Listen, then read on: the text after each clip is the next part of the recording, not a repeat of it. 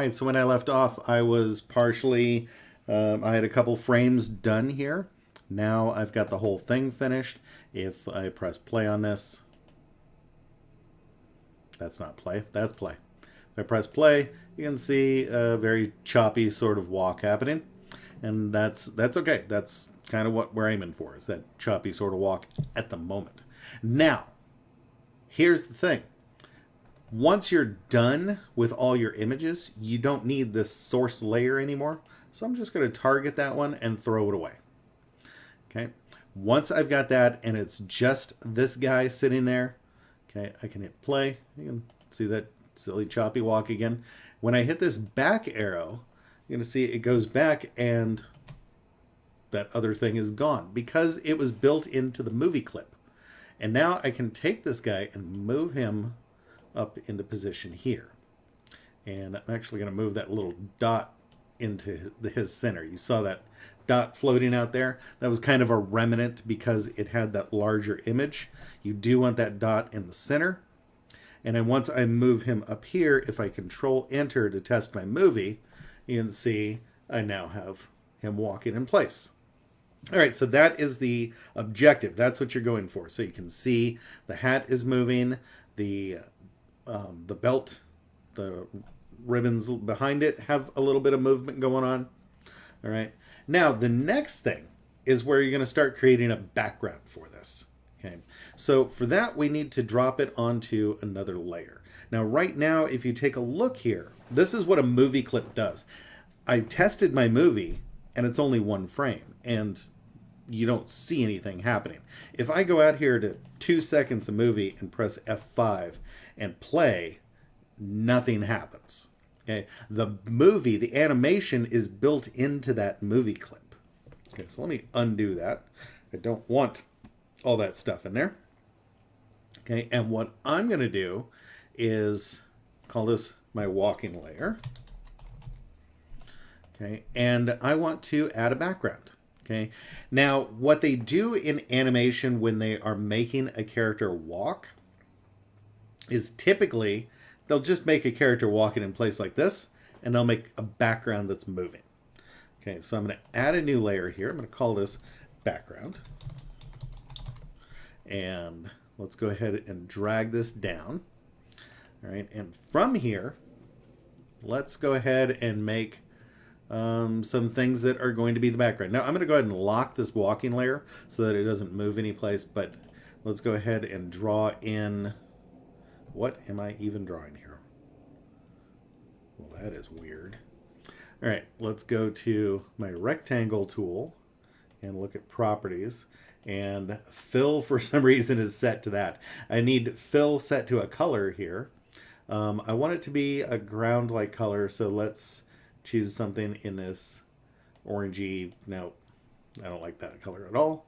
Let's move it to... Should have probably thought this out beforehand. All right, I'm going to choose that color there, and I want no stroke. When you want nothing, okay, you look for the one here that is the white with the red slash through it. It's going to set stroke to none, and I can go like this, and I have a ground. Now, here's the thing, though. I need to make this much longer. Okay, don't worry about the... don't worry about the Y just yet. You want this pretty long. So I'm here at 25% and I've got it out to the edges of the page. Okay, so that is the first thing. Now I'm going to go ahead and, I don't know, I'll draw a tree. Okay, so I'm going to choose that one and let's set fill to, whoops, I need to not be selecting anything. Click away from it. And now let's draw that tree that I was talking about. I'm going to go to the brush here and choose one of these dark greens and go ahead and make a loop there. That is going to be the start of a tree. And I can use the paint bucket to fill that tree. Now the paint bucket is only going to work if you close off the loop. Okay, so if I start drawing this and I don't quite leave it, or I leave a little bit of a gap, when I try to paint bucket this, it's not going to work. Okay, so I need to get in there and actually close that up. And then The paint bucket should work, and there it does. Okay, so from here, let's go ahead and draw in the we're going to make it blue. Okay, my tree trunks are going to be blue. My trees are going to be green. Let's go ahead and fill that. Whoops. That one filled the whole tree because you can see there's a little bit of an opening right there. Okay, that little opening made a little problem. Okay, so let's zoom out.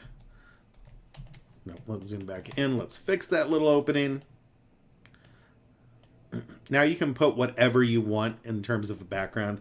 I just want to give a sense of what the background's going to do.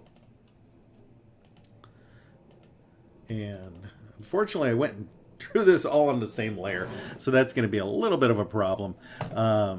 But I can keep going with this. I can add a little bit more. Now suddenly I'm making blue trees. Okay, and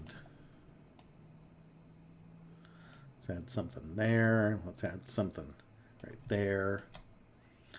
Let's add something there. All right, so anyway, we now have those, and I need trunks on those trees. That's right. And I actually want to fill those in green. So let me choose my fill here. When I mouse out here, you'll get an eyedropper, so I can pick that same color. And let's fill those in green, and then eyedropper to get that blue.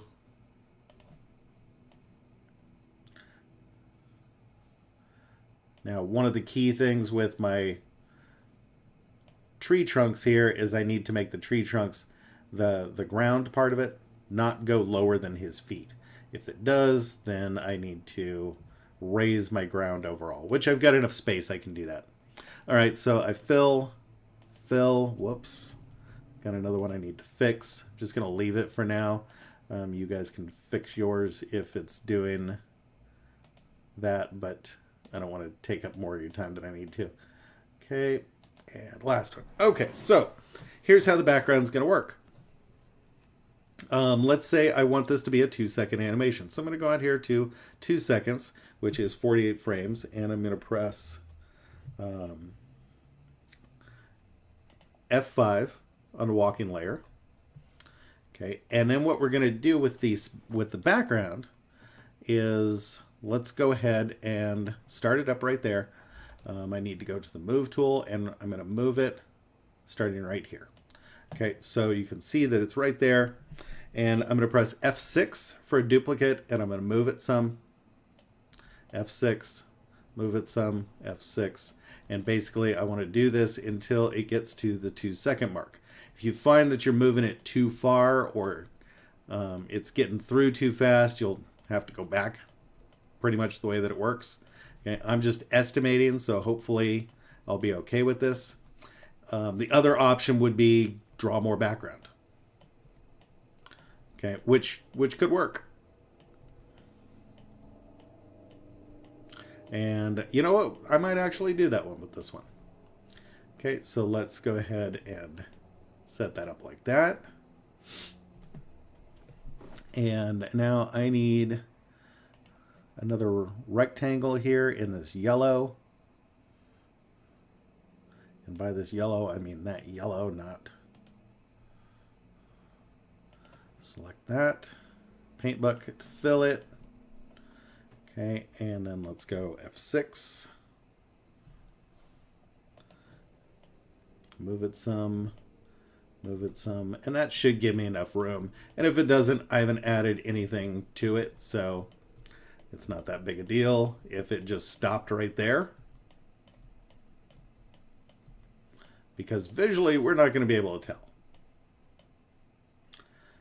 Okay, so when I test my movie, Control Enter, okay, we now have him walking and the trees are racing by. Okay, and he's just going to continue that walk cycle because of the movie clip that we made. All right, so that's how you put together, and definitely do a better job with the background than I did, but that's how you put together your walk cycle with an animated background. We're not worried about that little paper cutout around it. That's kind of part of the effect. All right, go ahead and work on finishing yours up. You'll have a completed movie symbol and a moving background to go with it.